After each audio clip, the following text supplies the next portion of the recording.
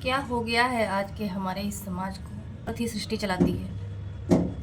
लेकिन आजकल की औरतें, आजकल की लड़कियां किस रास्ते पे चल पड़ी हैं समझ में ही नहीं आता।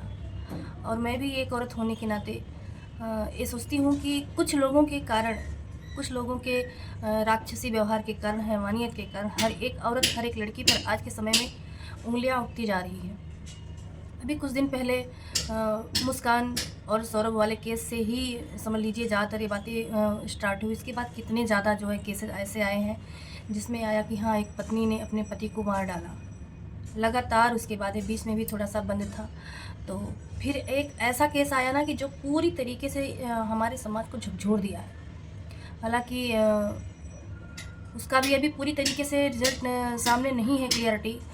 लेकिन आप सभी न्यूज़ देख रहे हैं, इस टाइम में न्यूज़ में सनसनी ब्रेकिंग यही एक चीज़ें आ ही रही हैं कि इंदौर का एक नवविवाहित जोड़ा सोनम और राजा रघुवंशी, जिनकी शादी अभी पिछले महीने 11 मई को हुई है।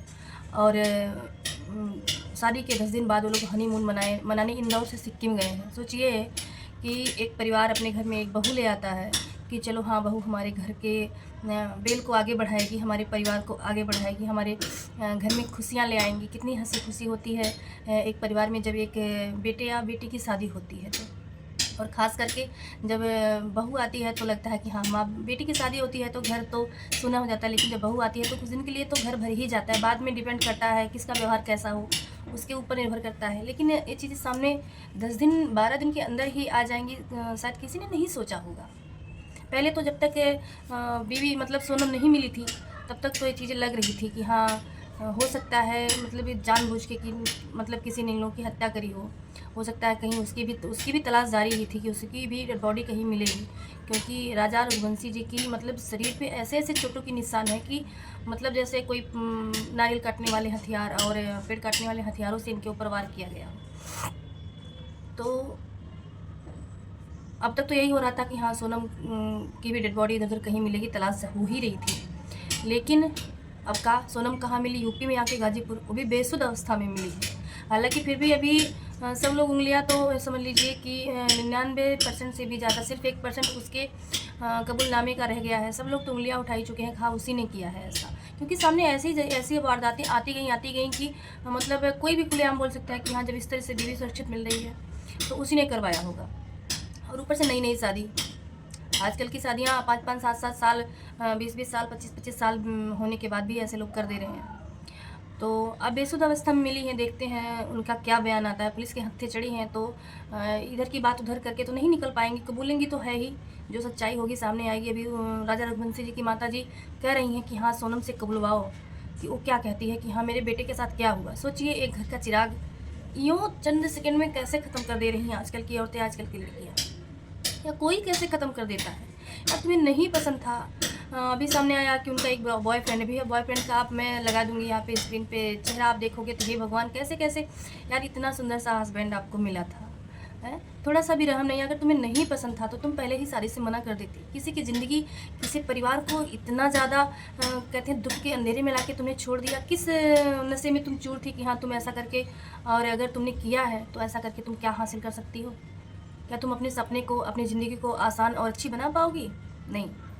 अगर तुमने ऐसा किया है, अभी तो बस न्यूज़ आना बाकी है, अगर तुमने ऐसा किया है तो सच में तुम स्त्री कहलाने के लायक नहीं हो। और तुम्हें इतनी, और सही है, सरकार को इस टाइम आ रहे ऐसे ऐसे जो भी केसेस आ रहे हैं उसके लिए एक कड़ा कानून ले आना चाहिए। ऐसा कड़ा कानून कि अभी 2-4 ताबड़तोड़ लोगों के ऊपर ऐसा हो और बिल्कुल उन्हें तुरंत फांसी की सज़ा दी जाए, तो तुरंत देखिए मामले तुरंत आना बंद हो जाएंगे।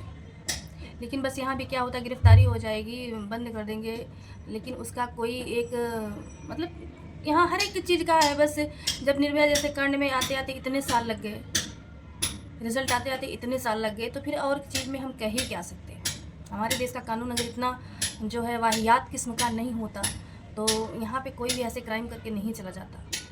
और पढ़े लिखे समाज होने के बाद कैसे इंसान सोच सकता है कि हाँ, इतना घिनौना काम करने के बाद हम बच जाएंगे। अरे चलो ठीक है, तुम्हें अगर कोई ऐसी सज़ा नहीं होगी फिर भी यार तुम्हारी ज़िंदगी बस से बदतर हो जाएगी। क्या सोच के तुमने किया है? मैं तो ईश्वर से भी प्रार्थना यही करूँगी कि हाँ, तुम्हारे मुँह से ये ना निकले कि हाँ, मैंने ये सब करवाया है, मतलब तुम्हारा हाथ ना हो इसमें, क्योंकि हर एक औरत पे आँच आ रही है। हर एक औरत ये सोचती है कि हाँ मैं अपने बेटे की शादी कैसे करूँगी। हर एक माँ सोचने पे हर एक परिवार मजबूर हो गया है। देखते हैं क्या रिज़ल्ट आता है। और आप सभी लोग भी बताइएगा, अगर रिज़ल्ट इनके पक्ष में आया तो और विपक्ष में आया तो फिर इनके साथ कैसा बर्ताव होना। अगर इनके विपक्ष में रिज़ल्ट आया तो ज़्यादातर अनुमान है कि इनके विपक्ष में ही आएगा, तो इनके साथ कैसा बर्ताव होना चाहिए, ऐसे राक्षसों हैवानों के साथ कैसा बर्ताव होना चाहिए जो मानवता पे बिल्कुल बिल्कुल कलंक बन गए और हमारे आपके बीच आम चेहरों की तरह अपना चेहरा लेके घूम रहे हैं। किसी को नहीं पता कि उनके अंदर कितनी हैवानियत भरी हो, किसको इतना ज़्यादा निगल जाने वाले हैं, किस परिवार को गम के अंधेरों में छोड़ देना चाहते हैं। जो माँ अपने बेटे को कितनी नाजुक से पाल पोस के इतना बड़ा करी है, इतने अरमानों से उसकी शादी करी है, क्या उसने सोचा था कि हाँ मेरी बहू ऐसा कर देगी।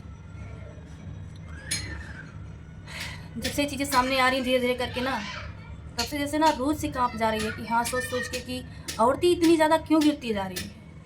पूरे समाज में ये चीज़ें सामने आती थी कि शादी करने के बाद पुरुष ऐसा ऐसा कर डालते थे, लेकिन हम औरतें कहते हैं ना, ममता की मूर्ति, त्याग की देवी होती हैं। अपना चैन, सुकून, सुख, हर चीज़ अपने परिवार के लिए, अपने फैमिली के लिए, अपने पति के लिए, जो कि खून का रिश्ता नहीं होता, लेकिन विश्वास के रिश्ते को हम लोग ऐसा बांध देती हैं ताउम्र कि मिसाल कोई दे ना दे, लेकिन हाँ बिना मिसाल दिए कोई रहता भी नहीं। लेकिन आज कल की कुछ तुच्छ हैवान, राक्षसी, डायन जैसी औरतें आ रही हैं ना, जो बिल्कुल मार रही हैं, पूरे समाज को कलंकित कर रही हैं और हर औरत पे एक धब्बा डाल के जा रही हैं कि हर किसी पे निशाना, हर कोई उंगली उठा सकता है। किसी का परिवार किसी के ऊपर ट्रस्ट नहीं कर सकता। अपना पति अपनी बीवी को ही सबकी निगाहों से देखना शुरू कर देगा, चाहे बीवी कितनी भी ईमानदारी से अपने रिश्ते को निभाएगी। तो प्लीज़ आप सब ये वीडियो ज़्यादा से ज़्यादा शेयर करिए और हाँ अपनी राय कमेंट में ज़रूर बताइएगा कि अगर इनके खिलाफ तो आएगा ही, बस कुछ टाइम में ही आ जाएगा, तो इनके साथ क्या होना चाहिए।